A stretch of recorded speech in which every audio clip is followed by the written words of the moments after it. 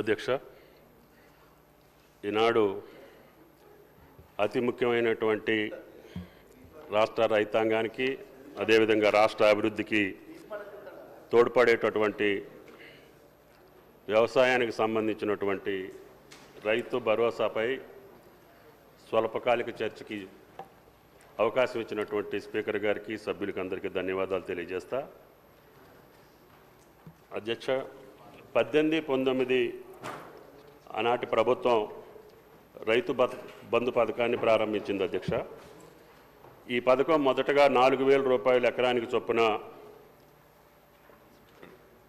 పంటకి అదేవిధంగా 2 దఫాలుగా నమోదు చేసి భూ యజమానులకు అదేవిధంగా ROFR పట్టాదారులందరికీ కూడా 19-20లో ఈ సహాయాన్ని 5,000కి పెంచడం జరిగింది. అధ్యక్ష, ఈ పథకం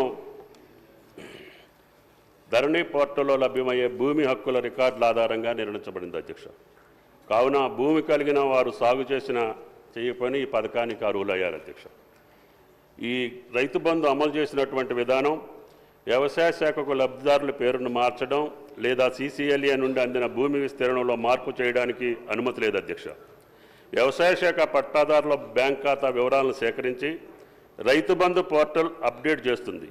ఆ ప్రకారంగా RBI యొక్క యూకుబేర్ ప్లాట్ఫారం ద్వారా భూమి యాజమాన్యం విస్తీర్ణానికి అనుగుణంగా రైతుల బ్యాంక్ ఖాతాలకు నేరుగా ప్రయోజనాలు బదిలీ చేయబడుతున్నాయి. అధ్యక్ష, ప్రతి పంట కాలానికి ముందు CCLA కమిషనర్ నుండి గిరిజన సంక్షేమ శాఖ నుండి సేకరించిన పట్టాదారుల డేటా మరియు ROFR పట్టాదారుల ఆధారంగా ఈ పథకం కింద సహాయం అందించడం జరిగింది. అధ్యక్ష, ఈ పథకం ప్రారంభం అయినప్పటి నుండి 12 సీజన్లకు గాను 80,000 కోట్ల 453.41 కోట్లు రైతు బంధు కింద రైతులకు విడుదల చేయడం జరిగింది. అధ్యక్ష, అయితే 23-24కు సంబంధించినటువంటి సహాయం 7,625.14 కోట్లు మాత్రం మా ప్రభుత్వం చెల్లించింది. అధ్యక్ష, 18 వరకు పంటల సర్వే రెవెన్యూ శాఖ ద్వారా జరిగేది. అధ్యక్ష, అందులో గ్రామం వారీగా పంట వారీగా విస్తీర్ణాన్ని కంటి అంచనాలతో ఉజ్జాయింపుగా చేసేవారు.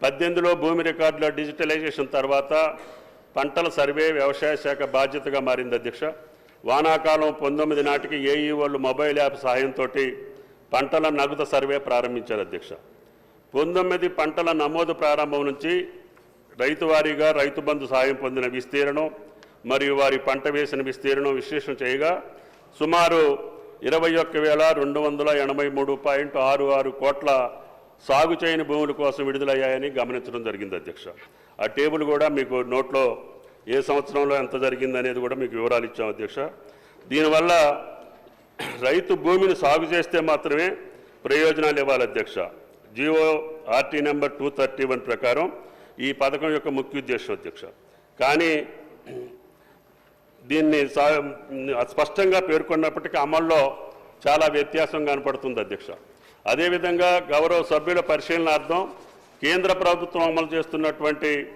PM కిసాన్ యోజన కూడా ఈ యొక్క టేబుల్లో మీకు పొందుపరచడం జరిగింది. అధ్యక్ష, దీనికోసం ఈ యొక్క విధి విధానాలని రూపకల్పన చేయటం కోసం ఆర్థిక మంత్రి ఆధ్వర్యంలో క్యాబినెట్ గౌరవ ముఖ్యమంత్రి గారి ఆదేశాల మేరకి ఒక సబ్ కమిటీని ఏర్పాటు చేసుకొని దీని యొక్క విధి విధానాలని సక్రమంగా గతంలో మాదిరిగా కాకుండా పకడ్బందీగా రైతులకి సాగు చేసినటువంటి భూములకి ఇచ్చేటటువంటి పద్ధతులు ఏదైనా ఉంటే మీరు పరిశీలన చేయమని చెప్పి సబ్ కమిటీకి ఇవి ఏర్పాటు చేయడం జరిగింది. అధ్యక్ష, దాంట్లో భాగంగానే సబ్ కమిటీ రైతు భరోసా పథకం కోసం ప్రమాణాలు మరియు నిబంధనల కోసం అభిప్రాయాలు సేకరించేందుకు రాష్ట్ర వ్యాప్తంగా వివిధ వర్గాలతో వివిధ జిల్లాల్లో సమావేశాలు నిర్వహించాం. అంతేకాకుండా వీడియో కాన్ఫరెన్స్ ద్వారా రైతుల నుంచి ప్రతిపాదిత పథకం గురించి అభిప్రాయాలు సేకరించాం. అధ్యక్ష, సహకార సంఘాల నుంచి కూడా ప్రత్యేక సమావేశాలు ఏర్పాటు చేసి వారి యొక్క ఉద్దేశాలను కూడా గమనం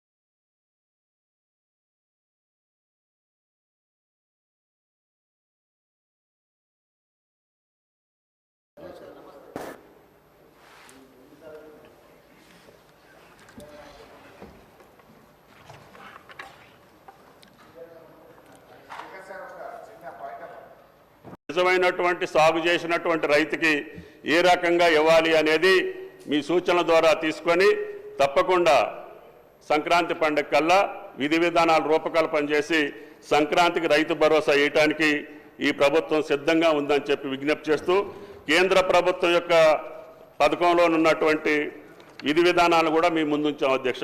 వీటినన్నింటినీ గమనించి మీ అమూల్యమైనటువంటి సూచనలు ఇచ్చి రాష్ట్ర రైతాంగాన్ని సక్రమమైనటువంటి మార్గంలో ఈ పథకం అమలు చేసే స్థితికి మీ సూచనలు ఉండాలని చెప్పి గౌరవ సభ్యులు కోరుకుంటూ సెలవు అధ్యక్ష.